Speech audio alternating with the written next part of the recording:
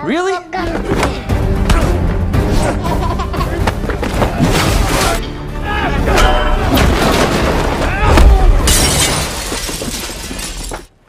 Sorry about the mess. Halo penghuni planet bumi dimanapun kalian berada. Jumpa lagi dengan saya si Joni yang seperti biasa akan menemani kalian dengan suguhan alur cerita film yang semoga saja bisa menghibur dan mengobati kegalauan kalian semua. Film yang akan saya rangkum kali ini berjudul The Family Plan yang dibintangi oleh Akang Mark Wahlberg. Mengisahkan tentang sosok ayah yang lugu, sederhana, dan penyayang. Namun tak disangka dulunya ia adalah pembunuh bayaran yang sangat ditakuti. Seperti apakah kelanjutan kisahnya?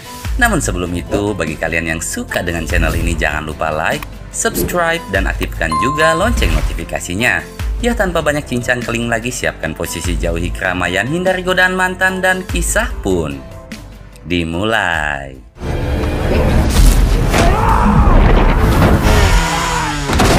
I was flying. Am I living the life I should be? Or am I capable of something greater? Kisah dibuka di sebuah showroom mobil di kota Buffalo, New York, di mana seorang sales bernama Dan nampak sedang membujuk customer untuk membeli salah satu mobil mewah di sana. Sebenarnya si customer awalnya hanya ingin membeli mobil sederhana, namun berkat keahlian Dan dalam merangkai kata-kata, si customer pun akhirnya termakan bujuk rayuan. Gotta get you kinda be. Atas prestasinya itu, Dan dinobatkan sebagai sales terbaik. Bahkan sang bos berencana menjadikan Dan sebagai model di cover majalah perusahaannya. Namun bukan seperti karyawan pada umumnya yang haus akan pujian dan jabatan. Entah mengapa si Dan ini menolak dan malah mengusulkan rekan salesnya Ujang untuk menjadi model majalah di perusahaannya. Hey Dan. Hey Bo. Hey. Di lingkungan tempat tinggalnya, Dan dikenal sebagai sosok lelaki ramah dan sederhana. Begitu juga di mata istri tercintanya, yaitu Jessica, yang selalu menganggap Dan sebagai suami terbaik di dunia. Bayangkan saja, meski sudah lelah bekerja, Dan masih bisa sabar dan bijak dalam menghadapi berbagai permasalahan rumah tangganya, termasuk mengatasi tingkah ketiga anaknya, yaitu Nina, Kyle, dan si bungsu Max. So glad it's not just me. Tujuan Kyle keluar nyatanya bukan untuk kerja kelompok, melainkan untuk bermain games Valorant dengan menyewa komputer milik temannya. Tak disangka Kyle yang dikenal introvert adalah seorang gamers terkenal dan memiliki banyak fans di dunia maya. Bahkan ia juga dijuluki sebagai Killboy karena keahlian dan strateginya dalam menghabisi semua musuh. Guna merayakan hari jadi pernikahan, setiap tahunnya Dan selalu membawa Jessica ke taman hiburan yang sama hingga membuat Jessica mulai mengeluh. Sebab setelah 18 tahun menikah, Dan tak pernah sekalipun mengajaknya jalan-jalan keluar kota. Mendengar keluhan Jessica, Dan pun di situ hanya bisa meminta maaf. Seusai main wahana, Dan yang merasa bersalah berjanji pada Jessica jika tahun depan ia akan membawa Jessica dan anak-anak liburan keluar kota. Saat keduanya berciuman, nampak sekelompok remaja diam-diam mengambil foto yang membuat Dan kesal dan meminta mereka untuk lekas menghapusnya. Akan tetapi... Oh. Probably were. Meski telah dipermalukan di hadapan istri tercintanya, Dan lebih memilih untuk diam dan langsung mengajak Jessica pulang. Hingga sesampainya di rumah, Dan mulai dihantui rasa kecewa akan dirinya yang sangat lemah dan memalukan. Namun ketika sadar bahwa sebagai orang tua haruslah bisa berpikir bijak, Dan pun akhirnya bisa berdamai dengan emosinya.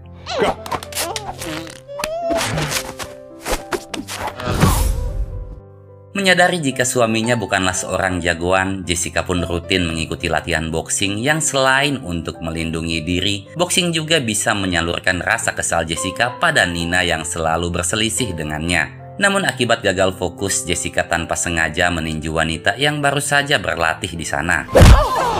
Oh my God! Wanita itu bernama Gwen yang bekerja sebagai pemandu wisata. Setelah meminta maaf dan saling berkenalan, Jessica di situ sedikit curhat tentang suaminya yang tak pernah sekalipun mengajaknya liburan keluar kota. Mendengar curhatan Jessica, sebelum pulang Gwen memberikan kartu namanya sekaligus menawarinya sebuah paket spesial wisata. Sedangkan di swalayan, Dan yang sedang berbelanja sambil menggendong Max tiba-tiba diserang oleh lelaki tak dikenal. Really?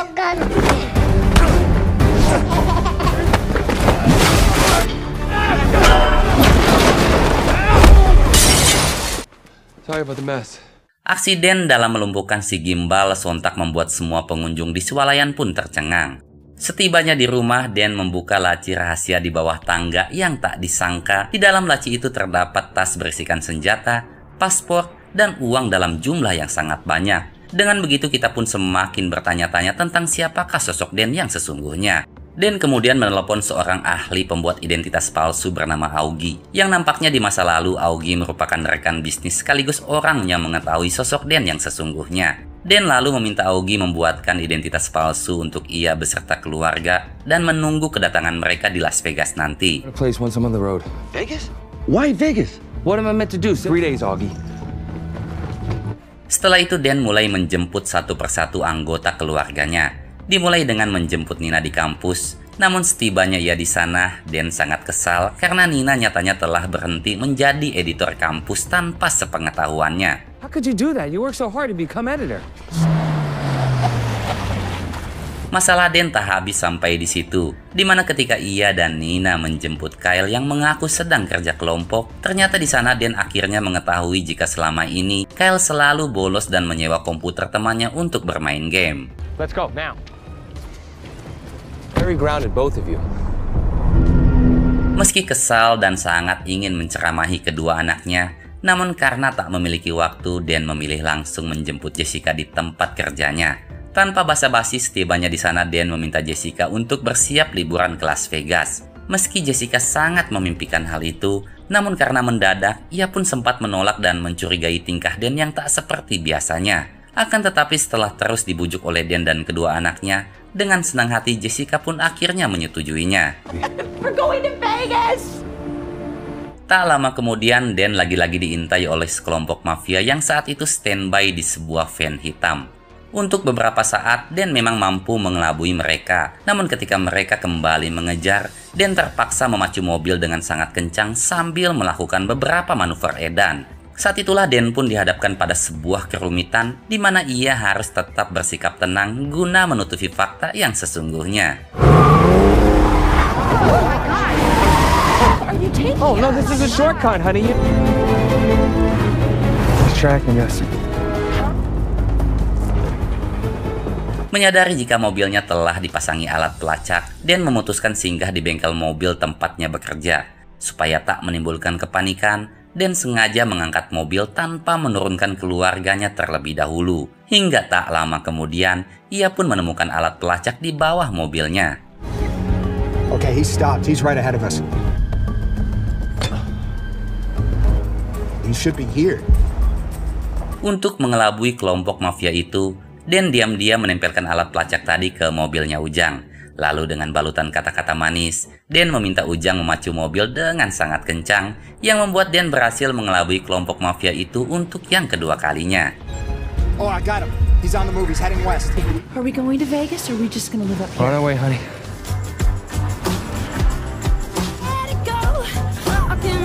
Honey, aren't your feet cold? I don't care. Di tengah perjalanan, melihat istri dan anaknya hendak memposting perjalanan mereka di media sosial, Dan yang takut lokasinya dilacak langsung memerintahkan mereka untuk menyerahkan semua ponsel. Dengan alasan bahwa Dan hanya ingin melepas keluarganya dari belenggu teknologi. Tanpa pikir panjang, Dan pun lalu membuang semua ponsel ke danau. Darity, bye!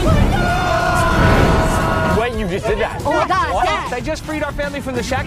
Dan lalu singgah di sebuah asosiasi perjalanan untuk membeli peta manual. Saat melakukan proses pembayaran, petugas di sana nampak memandang rendah Dan karena mengaku tak memiliki kartu kredit. Namun pada faktanya Dan sengaja melakukan hal itu agar tak bisa dilacak. Hingga mimik wajah si petugas pun berubah ketika Dan menyuapnya dengan segepok uang. What do you think, Levon? Are we good? Alright, stop.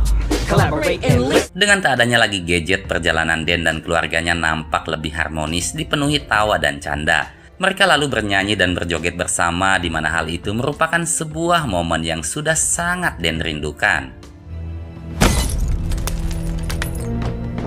Call in everybody. Berpindah ke kediaman Dan di Buffalo, di mana kita melihat sosok pimpinan mafia yaitu Mike beserta 3 anak buahnya yang sedang mencari jejak keberadaan Dan.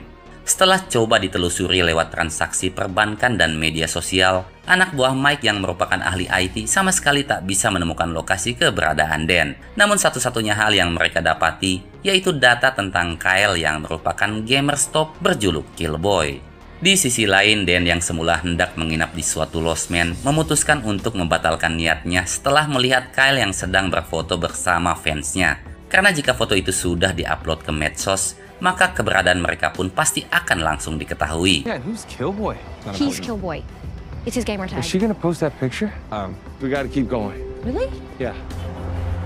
Ketika melewati jalan tol, Dan dikejutkan dengan kemunculan anak buah Mike. Namun untungnya, kali ini Dan bisa lebih sedikit leluasa karena istri dan kedua anaknya sedang tertidur lelap, menyisakan si bungsu Mike yang nampak tersenyum seolah-olah memotivasi Dan untuk menghabisi semua musuh. GQ, smooth as silk.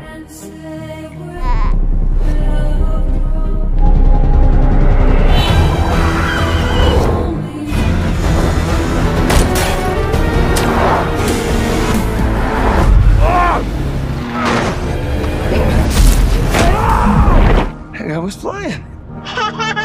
Setelah perjalanan yang sangat melelahkan, Dan memutuskan istirahat di kota Iowa, yang mana di kota itu terdapat kampus idaman Nina sekaligus kampus tempat kekasihnya berkuliah. Saat itu sempat terjadi perdebatan karena Jessica ingin terus melanjutkan perjalanan, sedangkan Nina memaksa untuk melihat-lihat kampus. Namun pada akhirnya Dan memutuskan untuk mengabulkan permintaan Nina. We gotta start listening to her more. Let her look around. I mean, it's safe. There's a tour. Let's slip in the back and pretend like we're part of the group all along. Ketika memasuki halaman kampus, Kyle dan Nina sedikit berbincang tentang impian mereka masing-masing. Hingga Kyle mengungkapkan ketidaksukaannya pada sosok kekasih Nina. Sebab sejak menjalin hubungan dengannya, Nina menjadi lebih tertutup dan tak seceria seperti dulu kala. Sedangkan Jessica asik berbincang dengan Dan sambil sedikit menceritakan tentang kisah penyesalan di masa lalunya. Di mana dulu Jessica adalah atlet lompat galah, namun setelah mengalami cedera ankle, ia pun harus mengubur mimpinya itu dalam-dalam. Mendengar curhatan Jessica, Dan pun mencoba memotivasinya sambil mengatakan bahwa setiap orang pastinya memiliki kisah kelam di masa lalu. Pada momen itu Dan sebenarnya ingin mengungkapkan sosok ia yang sesungguhnya. Namun tiba-tiba perhatiannya teralihkan pada lelaki Jerman yang mencurigakan. Okay. What's he doing? Sambil mengelilingi kampus, Dan terus menanyai lelaki itu yang mengaku sebagai pebisnis bibit jagung. Dan tentunya tak percaya begitu saja. Dengan menggunakan bahasa Jerman, Dan lalu mengancam lelaki itu untuk mengakui identitasnya. Namun kecurigaan Dan nyatanya tak terbukti karena lelaki itu memanglah seorang pebisnis jagung. Hingga tiba-tiba salah satu anak buah Mike pun datang menyerang Dan. Shit.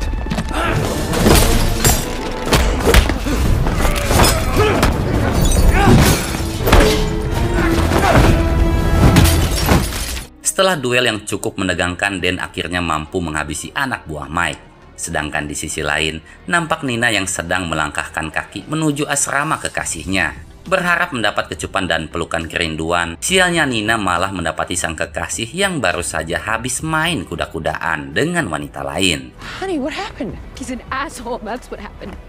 Melihat kesedihan di mata Nina, Dan lantas memotivasi sekaligus memberi Nina sebuah pengetahuan tentang titik-titik lemah pada tubuh manusia, yang mana tanpa pikir panjang Nina kembali menemui sang kekasih dan langsung mempraktekannya. Stereotypical. Smile. Setelah memperbaiki hubungannya dengan Nina, Dan lalu mengajak Kyle makan siang berdua. Menyadari anaknya yang introvert, Dan menyarankan agar Kyle lebih baik bergaul mencari teman ketimbang bermain game. Namun Kyle berdalih justru dengan bermain game, ia bisa memiliki banyak teman. Lagi pula game yang ia mainkan membutuhkan kecerdasan dan refleks yang sangat tinggi. Untuk membuktikan ucapannya, Kyle menantang Dan bermain tembak laser dengan kesepakatan jika menang maka Dan tak boleh melarangnya bermain game. Saat itu Kyle nampak percaya diri bisa mengalahkan Dan dengan sangat mudah. Namun tanpa diduga, Go easy on me, buddy. Pretty good at this, Kyle. You want to play laser tag, not hide and seek. tak disangka Dan sangat ahli dalam strategi perang, hingga membuat Kyle bertanya-tanya bagaimana Dan bisa sehebat itu dalam menggunakan senjata. Dan pun dengan santai menjawab jika semua itu hanyalah keberuntungannya saja. Mereka kemudian melanjutkan perjalanannya, namun tak seperti sebelumnya, kali ini mereka semua nampak begitu bahagia dipenuhi dengan canda dan tawa.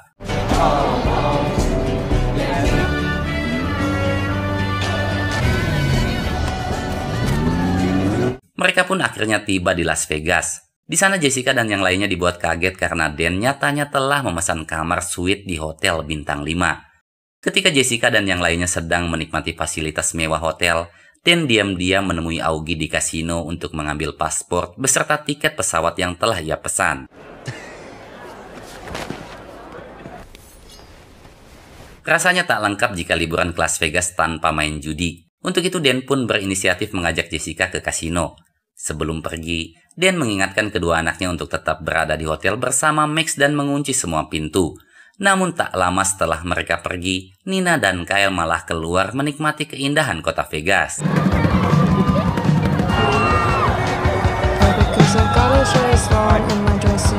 Setelah bosan berkeliling, Kyle mengajak Nina ke arena kompetisi e-sport yang sesampainya di sana, Kyle langsung mendapat sambutan hangat dari para fans yang sangat mengagumi kehebatannya. Bahkan mereka meminta agar Kyle mengikuti kompetisi tersebut. Namun tanpa Kyle dan Nina sadari, nyatanya salah satu anak buah Mike sedang mengintai mereka di sana.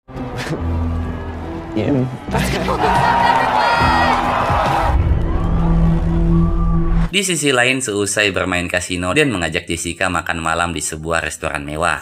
Saat itu Dan hendak mengungkapkan semuanya. Namun karena sang pelayan terus mengajak Dan berbincang bahasa Perancis, Dan yang kesal pun terpaksa meladeninya. Bahkan Dan malah mengungkapkan semuanya pada Jessica menggunakan bahasa Perancis. Hingga Jessica yang tak mengerti pun malah tersenyum dan takjub akan kemampuan bahasanya Dan. Maglesa, je n'arrive pas à te dire la vérité. J'ai juste ma vie que je ne laisse le perdre. Crazy sexy. Why does everything sound so much better in French? Sekembalinya Dan dan Jessica ke hotel, tiba-tiba mereka langsung diserang oleh anak buah Mike.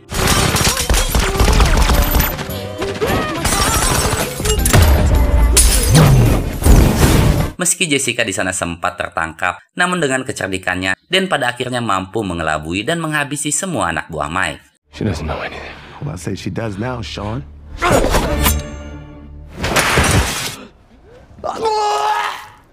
Melihat semua kebrutalan yang terjadi tentu saja membuat Jessica begitu shock. Ditambah kini ketiga anaknya tak ada lagi di hotel. Mengetahui jika Kyle pastinya berada di tempat kompetisi e-sport, Jessica pun bergegas menuju ke sana sambil meluapkan kekesalannya pada Dan.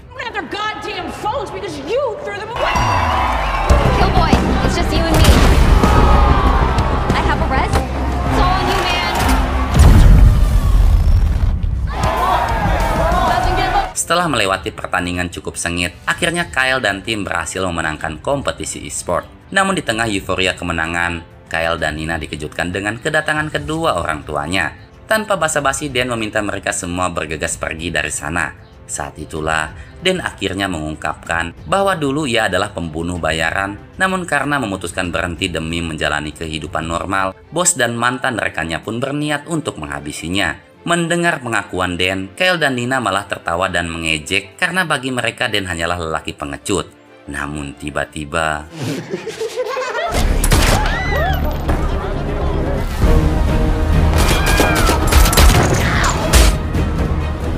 Wait. Setelah melihat kebrutalan Dan, akhirnya Kyle dan Nina pun percaya. Dan lalu menceritakan bahwa nama aslinya adalah Sun. Dulu saat Dan menjadi pasukan khusus, mantan bosnya yaitu Mike mengajaknya bergabung dalam sebuah proyek membasmi para penjahat kelas kakap di seluruh dunia. Namun lambat laun, Mike memanfaatkan Dan sebagai pembunuh bayaran yang akan menghabisi siapapun dengan bayaran tinggi. Oleh sebab itulah Dan memutuskan untuk kabur dan bersembunyi dari Mike. Alih-alih mendapat pengertian, Jessica, Kyle, dan Nina malah kesal sekaligus kecewa akan kebohongan Dan selama ini. I am such an idiot. Thanks, Dad. Kyle, come back. Jess. Untuk menenangkan emosinya, Jessica lantas menelepon Gwen dan curhat tentang semua masalah yang sedang dihadapinya. Guna mengobati kesedihan Jessica, Gwen yang kebetulan ada di Las Vegas pun menawari Jessica dan ketiga anaknya pergi liburan ke suatu tempat. Tanpa pikir panjang, Jessica di situ langsung menyetujuinya. Where are you going? Far from here, far from you. Where? What other arrangements? Sorry, Dan. Meski Dan sudah berusaha mencegah, namun Jessica tetap bersikukuh untuk pergi membawa ketiga anaknya. Hingga setibanya di bandara, mereka disambut hangat oleh Gwen yang langsung mengajak mereka pergi menggunakan jet pribadinya. Namun tanpa diduga, nyatanya Gwen ini adalah mantan kekasih Dan sekaligus anak buahnya Mike. Patiently for her to walk into my trap. Let's go. We're leaving.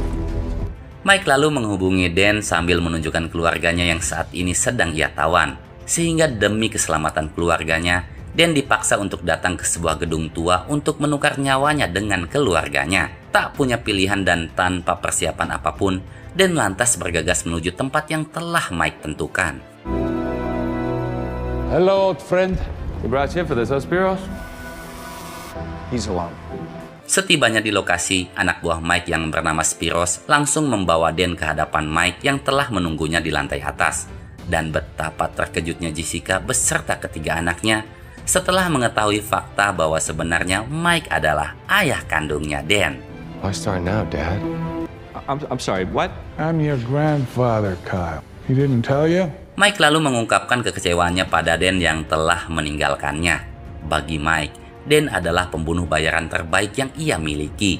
Sehingga Mike meminta Dan untuk meneruskan bisnisnya sebagai pengelola jasa pembunuh bayaran. Dan jika Dan menolak, maka Mike tak akan segan untuk menghabisi Jessica beserta ketiga cucunya.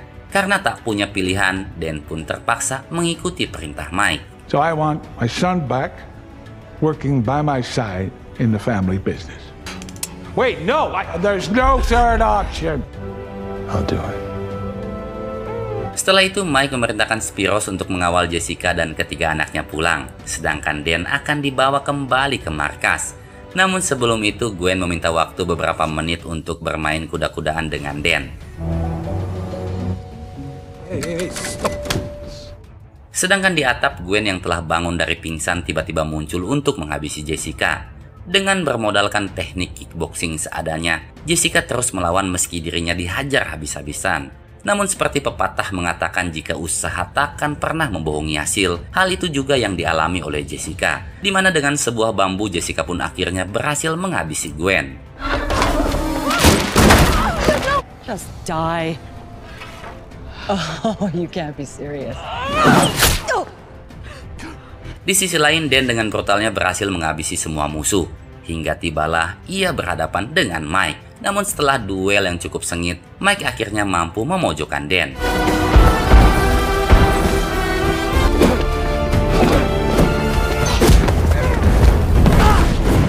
Goodbye, Sean. Wait! Untungnya Jessica beserta ketiga anaknya datang di waktu yang tepat.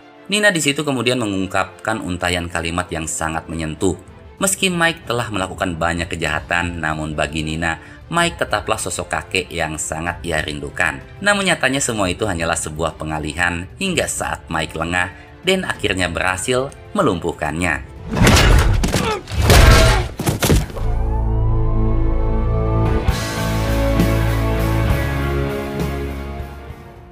Singkat waktu, Mike pun akhirnya mendekam di penjara atas kasus yang baru terungkap. Nina kini menjadi reporter, sedangkan Dan menjadi penasehat keamanan untuk beberapa bank. Lalu ada Jessica yang kini menjadi pelatih atletik sesuai dengan yang ia impikan.